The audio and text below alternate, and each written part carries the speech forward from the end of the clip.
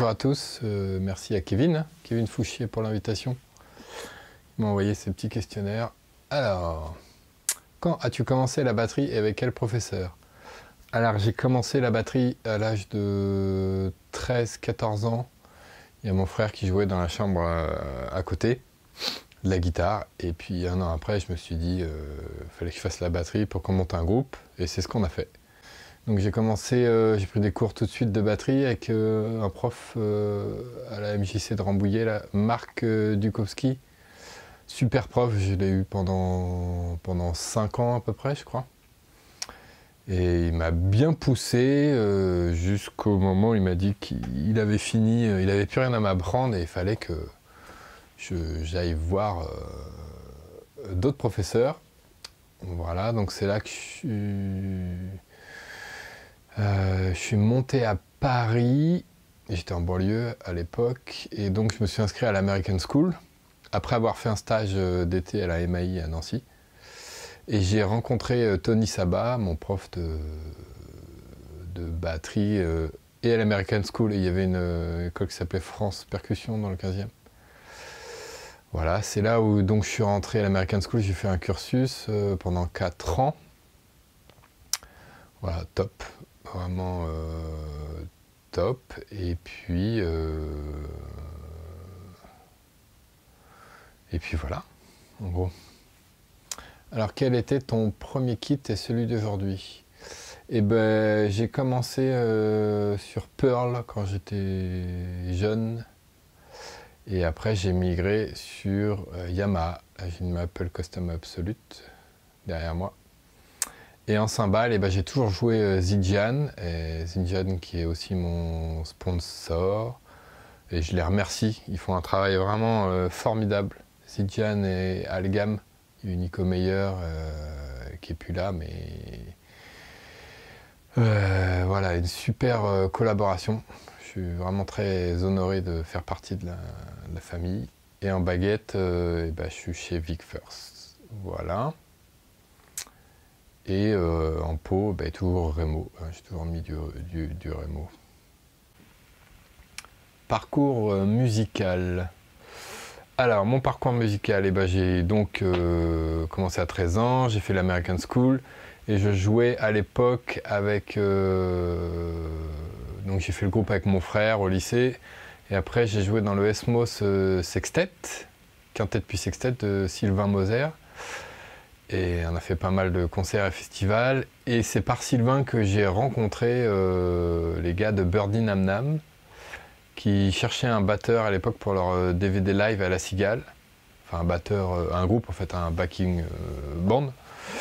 Et donc on a été pris avec Yann, le bassiste, avec qui je jouais à l'époque, et Sylvain pour faire ce concert à La Cigale. Et on a fait 2 ans de tournée avec eux. Voilà.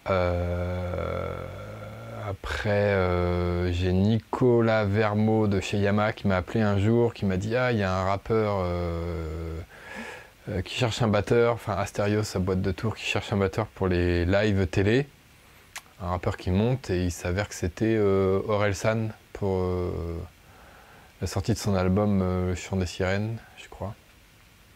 Et donc j'ai fait l'audition et du coup j'ai été pris, j'ai fait les plateaux télé, donc Grand Journal, à cette époque.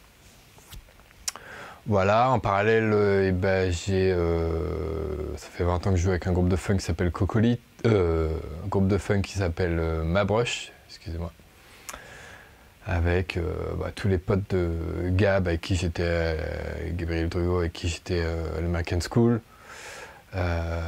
Konik, Vince, Olive, Gilles, des bassistes, il y en a plusieurs, actuellement c'est Guillaume Farley. Voilà. Actuellement je joue avec Cocolit, mon groupe phare là, qu'on développe à fond. On sort un album le 18 mars prochain. Sur notre label La Pluie Chante. Avec ce groupe, on est lauréat Jazz Migration cette année. Voilà, il y a plein de super choses qui arrivent, des clips, des vidéos, des super concerts. Voilà, on est à fond. Très épanouissant. Moi, je compose beaucoup aussi là-dessus, au piano. Et pour les gars, les autres composent aussi. C'est vraiment un projet qui me tient très à cœur. Je joue aussi dans Ultra Light Blazer avec le groupe de Jonas Muel, qui est Dashkata, Guillaume Marin, Mathieu Deborde. Super groupe de jazz rap. Voilà, plein de belles choses à venir aussi. Et on reprend la route avec Antiloops, le groupe de Ludivine Issambourg, et on vient d'enregistrer le prochain album là, qui est en train d'être mixé, et qui va sortir l'année prochaine aussi, un peu après l'album de Cocolite. Donc voilà, plein de belles choses à venir. Petite anecdote de studio, si j'ai enregistré une fois l'album de Stéphanie Lautermoser, et c'était avec le producteur Steve Greenwell, qui est le producteur de la chanteuse de Joe Stone aux États-Unis. D'ailleurs, en allant chercher, j'ai vu que c'était Tony Royster qui faisait toutes les batteries pour cet album, et je savais pas que c'était lui. Et donc on a fait une session, c'est vraiment une autre méthode de travail, et je me souviens que la seule chose qu'il m'a dit pendant cet enregistrement, qui s'est quand même super bien passé, il m'a dit « Julien, pense à jouer tes parties de charlet comme un violon ». Voilà, j'ai mis un peu de temps à processer l'information, et j'ai trouvé que c'était un super conseil, quoi. Voilà. Donc avant tout ça, j'ai enseigné pendant 10 ans à l'école de musique de Houdan, cours de batterie et d'atelier jazz. Voilà, c'était super.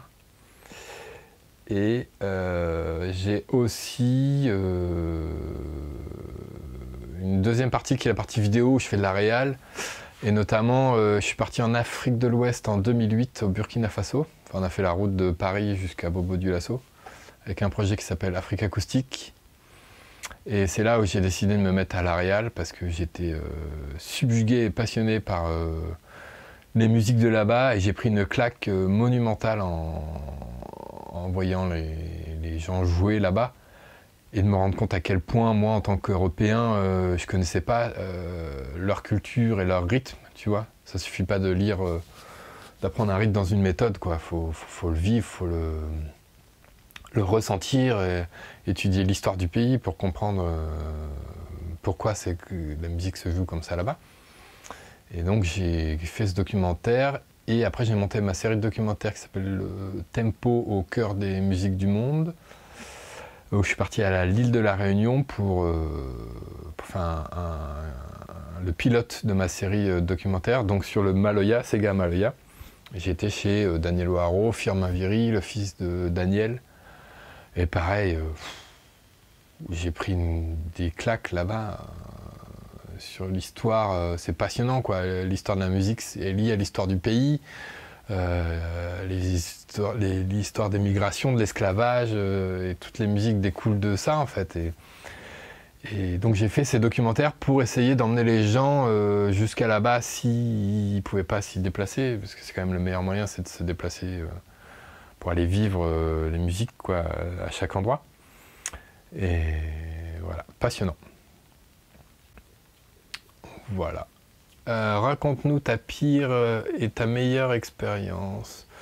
Alors, des expériences, il y a toujours un côté positif à chaque expérience, je trouve, même dans les mauvaises, qui te font avancer. Mais des anecdotes, par exemple, je me souviens, pendant la tournée de Burning Nam Nam, on jouait au Nordic Impact à Caen, festival d'électro assez fat. Et on jouait un samedi soir là, dans la scène principale, et j'ai jamais eu un son de grosse caisse aussi gros de ma vie. C'est-à-dire que tu donnais un coup de grosse caisse et t'as tous les murs qui tremblaient, c'était vraiment une sensation de pouvoir absolu assez fascinante, et ça m'a marqué, ça. Voilà, et pire expérience, si, quand j'avais la vingtaine, j'ai fait quelques plateaux télé en playback, tout ce genre de choses, et voilà, c'est pas quelque chose qui me convenait à moi, de faire semblant de jouer pour de la variété, pour faire de la promo. Voilà, c'était pas une très bonne expérience pour moi. Alors, ton warm-up et le rudiment préféré. Et bah, c'est le... Moi, je vous conseille le bouquin de Alan Dawson, transcrit par John Ramsey. Et dedans, il y a une rudimentale, un rituel, je sais plus comment il appelle ça, qui fait pas mal de pages, hein, plus d'une dizaine, je crois. C'est Tony Sabat, à l'époque, qui m'a fait découvrir ça. Et ben, c'est hyper complet, il y a plein de rudiments, et si tu fais le rituel à chaque fois, ça dure une bonne demi-heure, hein, je crois. Mais quand j'ai le temps et la motive pour le faire, je le fais et c'est vraiment hyper bien. Ton batteur préféré et coup de cœur actuel? Et ben moi, la claque que j'ai pris quand j'étais jeune, c'est quand j'ai découvert Tony Williams. C'était dans la voiture avec un pote, on partait en Bretagne. Et j'ai été vraiment... c'était le VSOP quintet. Donc le quintet juste après le quintet de Miles. C'est le quintet de 100 miles avec Freddie Hubbard. Le jeu de Tony Williams m'a vraiment renversé. Et le côté mélodique surtout.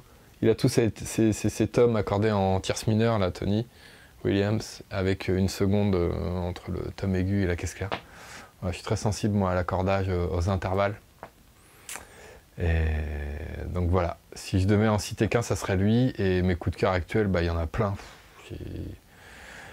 Il y en a plein, parce que chacun a un truc unique en fait à lui, et moi il y a plein de choses que je vais puiser chez plein de batteurs différents qui me fascinent. Mais si je devais en citer quelques-uns, il y a Mark Juliana, Nate Wood, Chris Dave, ça c'était une de mes grosses claques quand je l'ai vu avec Michel Ngoncelo, juste après sa période de Kenny Garrett. Voilà, Jojo Mayer, sans parler de Vinny Colaiuta, Dave Weckl, Donny Chambers. Je l'ai vu là, à la Back Show il y a 2 ans, là, juste avant le Covid. C'est fou quoi, le gars il a un son énorme, hyper contrôlé, une musicalité de fou. Et il joue pas, c'est pas fort, c'est vraiment grosse claque, Donny Chambers aussi. Voilà. Quel conseil donnerais-tu pour bien commencer la batterie? Eh ben moi, si j'avais un conseil à donner, c'est bon déjà la régularité, travailler un peu tout le temps, mais surtout à côté du travail technique qui est indispensable, c'est de trouver son propre chemin et de se poser la question de quel discours soi-même on a à proposer, à porter par rapport à son vécu et à sa culture, à son héritage.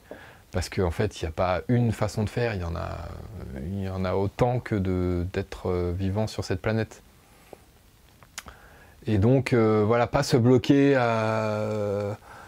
tu vois, moi je suis...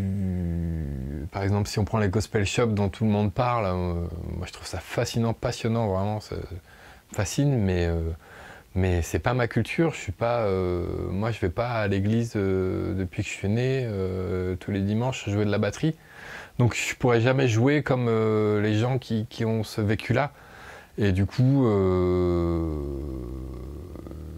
faut trouver son propre chemin, son discours, tu vois, et il y a plein de chemins possibles, voilà. Qu'est-ce que toi, tu as à raconter et comment? Et c'est pas une question de technique, ça, parce que tu peux raconter des très belles histoires avec des choses très simples. Un coup par-ci, un coup par-là, tu as 1000 façons de les jouer, les dynamiques, l'accordage, le son, voilà. Qu'est-ce que tu as à dire avec ton bagage technique, quoi. Voilà, et qu'est-ce que je pourrais te dire pour conclure aux élèves? Et bah, continuez si vous êtes passionné, si vous avez envie, et de toute façon, c'est infini. Il y aura toujours à apprendre et c'est ça qui est passionnant.